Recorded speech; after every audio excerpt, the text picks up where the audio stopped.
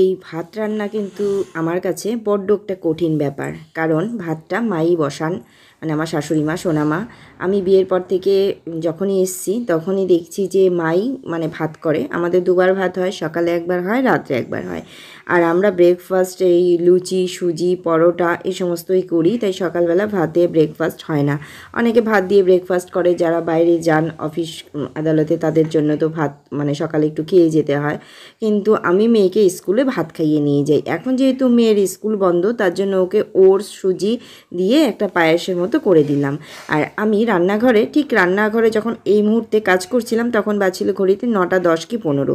তাই সকাল সকাল যে ব্রেকফাস্টটা সেটা কিন্তু বড়মশাইকে করেই দিয়ে আমি তারপরে ক্যামেরা অন করেছি। মেয়ের জন্য আমন্ড ভেজানো আছে, মেয়ে ব্রাশ করছে, মুখ ধুচ্ছে বাথরুমে। আমি সকালবেলায় রান্নাটা স্টার্ট করলাম। এখন তো প্রচণ্ড গরম পড়ে যায়, তাই বেশিক্ষণ রান্নাঘরে কাজ করা যায় না। মা আবার আনাজপাতিগুলো খুব সুন্দর করে ধুয়ে কেটে টেটে দেয়, আর আমি তাড়াতাড়ি করে রান্নাটা নামিয়ে ফেলি।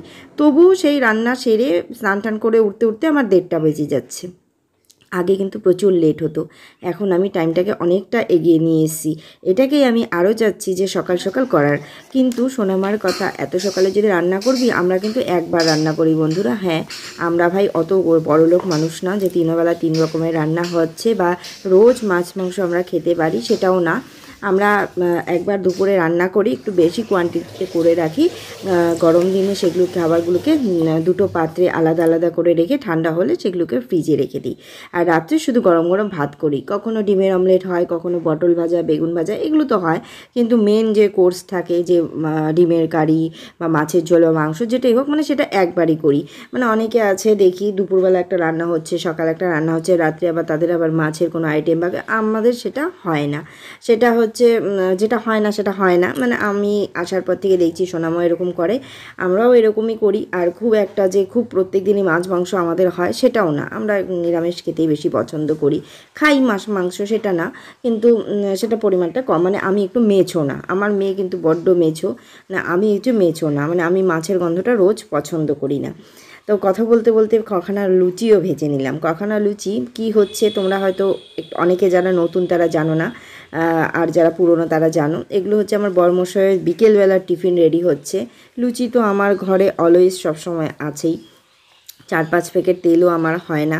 মানুষ হচ্ছে আমরা 3 জন খানেওয়ালা, মানে এরকম। মেয়ে তো ওই ডাল সেদ্ধ, আলু সেদ্ধ, ডিম সেদ্ধ দিয়ে খায়, তরকারি টরকারিও সেরকম একটা খায় না। আর খেলেও সেগুলো বয়েল খায়। তো ওর ওখানে আমি তেলটা কাউন্ট করি না। ডাক্তার আমাকে যখন অপারেশন হয়েছে, দুটো অপারেশন, ডাক্তার বলেছিল যে 2 প্যাকেট, 2জন মানুষ 3জন মানুষ 2 প্যাকেট, খুব বেশি 3 প্যাকেট তেল। সেখানে আমি 5 প্যাকেটও টানতে পারি না। প্রত্যেকবার এটা নিয়ে ভীষণ একটু মানে বচসা হয়, মানে তর্ক মতবিরোধ চলে। তো ভাজা পোড়াটা আমার থেকে তো আমার হাজব্যান্ডেরই বেশি প্রয়োজন, মানে আমি মনে করি। ও ভাজা পোড়া ছাড়া খেতে পারে না, আবার খেতে বসে বলবে তুমি এটা করেছো। এটা হয় আর কি। তো মা এখানে ইঁচড়টা কাটছে, কিছুটা খানিকটা ফ্রিজে কাটা ছিল, তো সেটা বের করে দেখছি কম হবে। তো পাশের বাড়ি দিদিভাই আর কি, মুস্কুর বম্মা দিয়েছে। তো সেই দিদিভাইয়ের দেওয়া সুন্দর কাঁঠালটা মা বললো আমি কেটে দিই, আর নষ্ট না করে, বেশি দিন রাখলে একটু পেকে যেতে পারে বা কিছু, যদিও পাকবে না, মানে একটু নরম নরম হয়ে যাবে। আর মেয়ে ঘুম থেকে উঠে ব্রাশ করে এসে জল খাচ্ছে, আমাকে দেখাচ্ছে। আমি রান্নাবান্নাগুলো চাপিয়ে দিয়ে সাথে ব্রেকফাস্টের ঝামেলাটাও সেরে নিলাম। কিন্তু বন্ধুরা, একটা দুঃখের বিষয় তোমাদের সাথে আমার শেয়ার করতেই হচ্ছে। আমি বড্ড রুটি খেতে ভালোবাসি, রুটি পরোটা।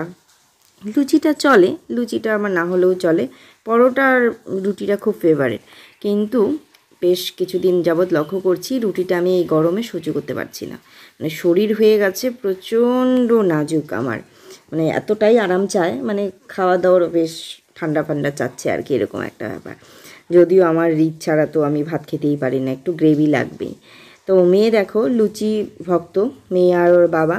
লুচি হয়েছে, ওর বাবার জন্য 3খানা লুচি দিয়ে বিকেলবেলা টিফিনটা আলাদা করে রাখলাম, যে একটা তরকারি বা বেগুন ভাজা দিয়ে দেবো। আর মেয়ে সকাল সকাল ওর জন্য আমি সুজি নামিয়েছি, কিন্তু ও খাবে লুচি। একখানা লুচি হাতে তুলে নিল, মানে ওর খেতেই হয় লুচি। আমি এখানে কটা খেসারি ডাল, খেসারি ডাল, মটর ডাল আর মসুর ডাল মিলিয়ে 3 রকমের ডাল দিয়ে একটু ডালের বড়া করলাম। অনেক দিন হয়ে গেছে ডালের বড়া খাই না, এটা কিন্তু আমারই খেতে ইচ্ছা করছিল। তারপরে মা করছিল কাঁঠালটা মানে সুন্দর করে একটু কেটে ধুয়ে বেছে দেবে। তো আমার জন্য দেখো এই হচ্ছে বরাদ্দ সকালের খাবার আমার। এখানে আমার সকালে ব্রেকফাস্ট বন্ধুরা, ঘড়িতে বেজে গেছে 10:30। একটু গুড়, একটু ছোলার ছাতু, একটু মুড়ি, মেয়ের জন্য ওই পায়েসের মতো করেছিলাম ওর সুজি দিয়ে, সেটাই খাইয়ে দেবো। তো সাথে কি হচ্ছে, সাথে হচ্ছে এখানে একটু চচ্চড়ি, আলু বেগুন দিয়ে এরকম রসুন থেতো পেঁয়াজ দিয়ে এরকম চচ্চড়িটা কালো জিরে দিয়ে খুব ভালো যায়, খুব ভালো খায় আমাদের বাড়িতে সবাই। এটাই হবে। সাথে থাকছে মুসুরি ডাল সেদ্ধ আর ডালের বড়া। এই হচ্ছে প্রথম খাওয়ার মেনুটা। তারপরে যেটা একটা মেন কোর্স থাকে, মানে একটা মেন আইটেম, সেটা হচ্ছে আমাদের আজ কাঁঠালের তরকারি হচ্ছে।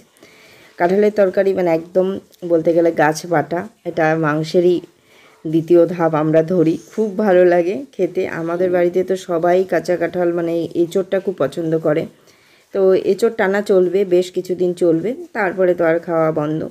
তো এখন আমি মানে আমার হেসেলে বেশিরভাগ এই এঁচোড় রান্নাটাই হবে, কারণ এটা আমরা যতটা পারি একটু খেয়ে নেওয়ার চেষ্টা করি। আমরা না, মানে বাঙালিদের এটা সবার বাড়িতে হয়। কেউ চিংড়ি দিয়ে এঁচোড় খেতে ভালোবাসে, কেউ মেটে দিয়ে এঁচোড় খেতে ভালোবাসে, কেউ সোয়াবিন দিয়ে এঁচোড় খেতে ভালোবাসে। তো আজকে আমি প্লেনই করেছিলাম, চিংড়ি সোয়াবিন মেটে কিছুই ছিল না, খানিকটা এঁচোড় কাটা আছে, সেটা আবার আরেক দিন করেছিলাম। আমি আবার চিংড়ি থেকে মেটে দিয়ে যে এঁচোড়টা হয় সেটা খেতে বড্ড বেশি ভালোবাসি, আর ভালো লাগে আমার খুব। তাতে আমার বড়মশাও তাতে একদম সেম একমত, এগ্রি যে হ্যাঁ ওরও তাই। আর সাথে একটু যে খাসি তেল দিয়ে দেওয়া, মানে দিয়ে দেওয়া যায় যদি চর্বিগুলো, ওফ, সেই কাঁঠালটা খেতে যা দুর্দান্ত হয়। কাঁঠালই বলে ফেলি, এটা কাঁচা কাঁঠালটাকে এঁচোড়ই হয়। তো আমার ওই যা হয় আর কি, চলতি ভাষায় এরকমই বলতে বলতে অভ্যাস হয়ে যায়, তো হয়ে গেছে। তো দেখো বন্ধুরা, আমি এখানে আজ এঁচোড়টা কাঁচাই রান্না করছি, সেদ্ধ করিনি। সেদ্ধ করলে কেন জানি না মনে হয় ঠিক কষানোটা ভালো হয় না, টেস্টটা কমে যায়, আমার এটা মনে হয়। তার কোনো কষাতে নেই, কারণ এখন একটু বড় হয়ে গেছে এঁচোড়গুলো, খারাপ লাগেনি।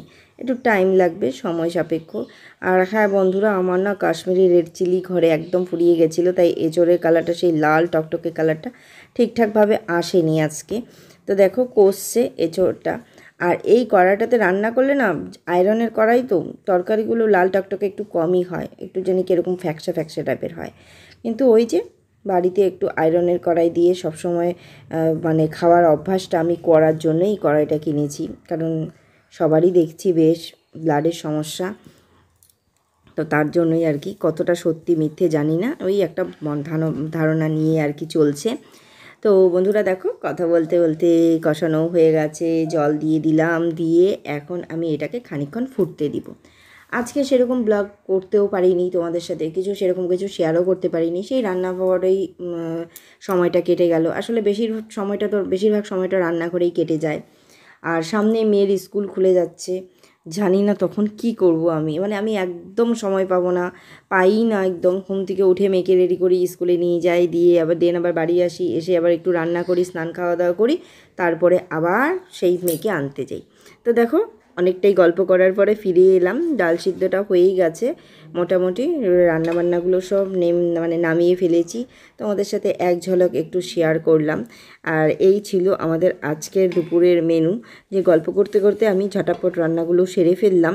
আর তারপরেই চললো স্নানের পালা, স্নান টান করে পুজো টুজো দিয়ে খাওয়া দাওয়া করে দেন আবার বিকেলবেলা খাওয়া দাওয়া নিয়ে বসলাম।